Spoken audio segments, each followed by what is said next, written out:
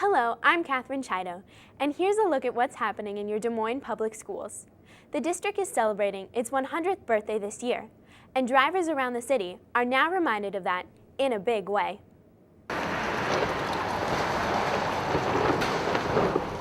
Thanks to support from Clear Channel Outdoor, a new 48-foot-long billboard is on display commemorating the 100th anniversary of Iowa's largest school district.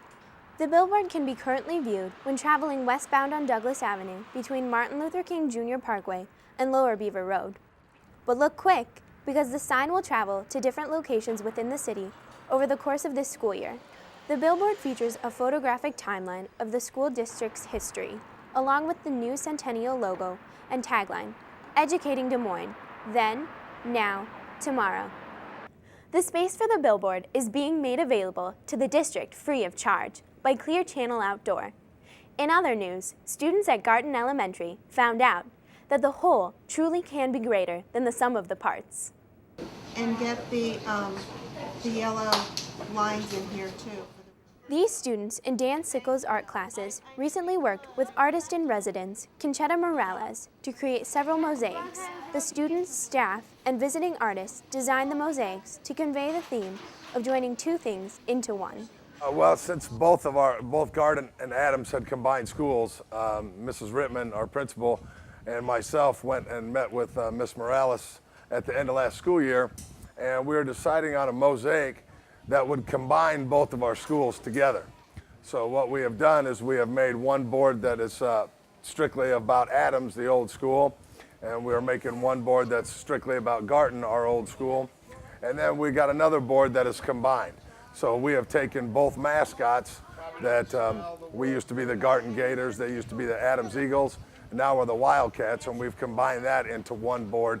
So we have two of the things of our old school combined with the new. We're just trying to make everybody feel comfortable and to bring everybody together that we are now one school. We're not two separate schools.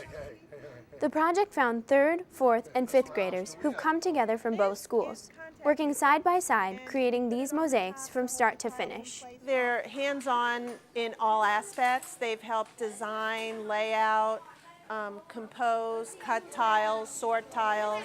So they've been really active. I've had a really wonderful time here at Garton. The kids have been so receptive to doing something new and working with me, and then they're just so amazed at the outcome. And they definitely have ownership where they'll say, oh, I worked on the owl, or I helped with the signature, or I cut those tiles. So everybody kind of sees that their role is important. 1, 2, 3, Wildcat! The mosaics were unveiled at the Garton ribbon cutting ceremony, celebrating the opening of the newly renovated school. The Mosaic project is all a part of a year-long effort by Garton staff, students, and parents to create a new welcoming community for all. And while creating welcoming environments is a goal for all of our schools, some Hubbell students recently heard about a harsh, cold, uninviting place that just by going there can either put you in the history books or the grave. Former Hubbell student Charlie Whitmack visited with kids about a great achievement in his life, climbing Mount Everest. His presentation shared his trials and training as he prepared to reach his goal of climbing to the highest place on Earth. Students heard about his dream and efforts he put towards reaching it, but at the same time, he challenged students by asking them a simple question: what is your Everest? Well, when I started at Hubbell Elementary, I had the dream to climb Mount Everest one day, and it took a long time to realize that dream, but in 2003 I reached the summit of Mount Everest, and it was a phenomenal experience that took about 7 years of training, years of studying and preparation. The actual expedition was about 3 months on the mountain, during which time we suffered the worst weather in the recorded history of the mountain, reached the summit on our 3rd attempt, and underwent 3 days without food or water, a day without oxygen. It was an epic journey. It's great to be back at Hubbell again, where I attended school as a young kid, and many of the teachers here, I think, tolerated me, and it's fun to kind of come back and work with them and see some kids that maybe I could identify with a bit when I was their age. I hope these kids see that their dreams really aren't that far off, and teach these kids, encourage them to think outside of the box and to come up with their own ambitious Everest-type dreams. not Everest hopefully, but other things that are maybe non-traditional for local people here. And then see that no matter what their dream is, that the lessons and the things they're learning in school every day are directly applicable to succeeding in those dreams. The students had a chance for a question and answer session with Charlie, and also presented him with a Hubbell t-shirt and book they had been reading while studying about mountain climbing. And finally, a visitor to a family and consumer science class at Lincoln High School shared some tasty secrets about becoming a professional chef. I took these, which are called silicone noodles, and I just laid them out on the table in whatever shape I wanted. Aaron Wilcox, a professional chef from the Des Moines Embassy Club, stopped by a class at Lincoln to talk about life as a professional chef. Family and consumer science teacher Brenda McConaughey enjoys bringing guest speakers into her classroom whenever she can. I primarily teach foods and nutrition, and part of my goal is to acquaint children with the different careers in the field. And so whenever I run into a chef that's willing to come into my classroom for an entire day, I try to take advantage of that.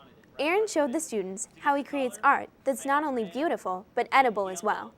He reminded the students that while he creates great desserts today, it all started with work in a kitchen.